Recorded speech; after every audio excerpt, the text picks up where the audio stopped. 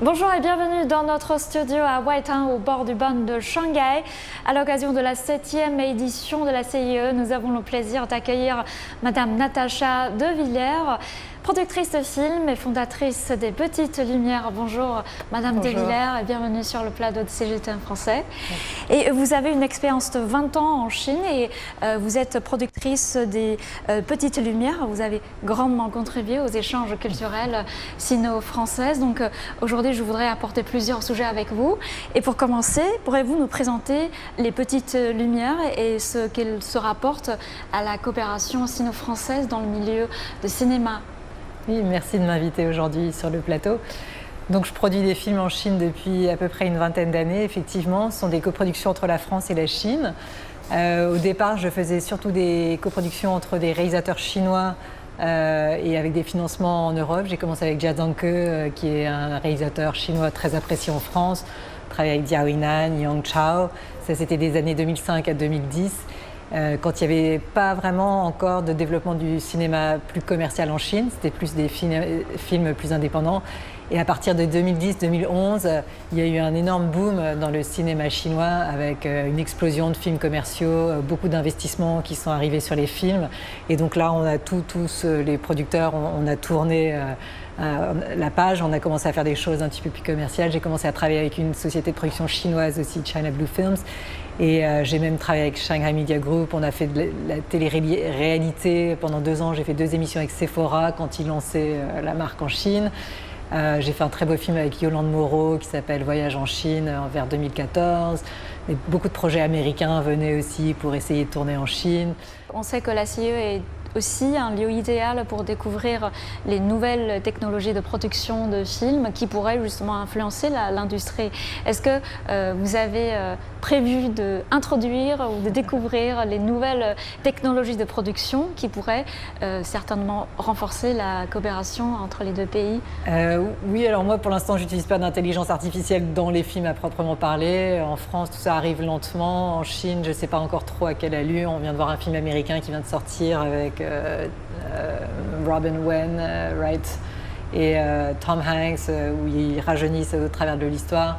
Je pense que c'est plutôt des softwares comme ça qui vont émerger un petit peu de partout. En France, on est assez fort en effets spéciaux aussi, donc je pense qu'il y aura des échanges, mais en Chine, je suis sûre qu'ils travaillent aussi à développer des effets spéciaux de leur côté pour le cinéma, donc tout ça contribue effectivement. Ouais. Et j'espère qu'on pourra voir encore plus des films de coproduction sino-française avec une diversité encore plus grande de styles et de genres. Et cette année, on célèbre le 60 ans de relations diplomatiques entre la Chine et la France. Et les échanges culturels sont essentiels pour la compréhension mutuelle. Quel type d'initiative envisagez-vous pour renforcer la coopération entre les industries cinématographiques des deux pays? Quels sont vos prochains projets? En fait, on a déjà, donc j'ai tourné il y a 1 an et demi un film qui s'appelle Peking Man, l'homme de Pékin, les derniers secrets de l'humanité. C'est un docu-fiction, donc une fiction sur la préhistoire, tournée il y a 1 million d'années, enfin les histoires, avec une voix off qui fait la partie documentaire. Et ce film, on l'a lancé dans les salles, on a participé dans le mois franco-chinois de l'environnement. Il a tourné dans une 12aine de villes en Chine et il va continuer sa sortie en salle de cinéma avant d'être montré à la télévision sur CCTV 9. Et enfin, Madame Devillers, vous avez un message à transférer à nos téléspectateurs qui sont justement intéressés au cinéma. Ce sont des francophiles, cinéphiles qui sont intéressés à ces cultures. Oui, enfin, moi j'essaie toujours de faire des sujets qui sont un pont entre nos 2 cultures parce qu'il y a plein de sujets ici en Chine qu'on ne connaît pas en France, que les Français ne connaissent pas. Et donc les films de fiction ou de documentaires sont une façon de montrer aux spectateurs de France, de Chine aussi, toutes ces histoires, ces belles histoires, en espérant que ça ramène aussi des gens en Chine, enfin que des Chinois aient envie de partir en France. Il y a aussi des films qui vont se produire en France, on a des super belles régions et tout, il y a beaucoup de Chinois francophiles aussi. Je pense que la culture, ça permet toujours comme ça d'échanger d'une autre façon et j'espère que les gens continuent à aller au cinéma parce que plus ils vont voir des films même ici, plus ça aide tout le système à se renforcer et à avoir plus d'argent possible aussi pour faire des histoires, parce que tout ça c'est une histoire aussi économique.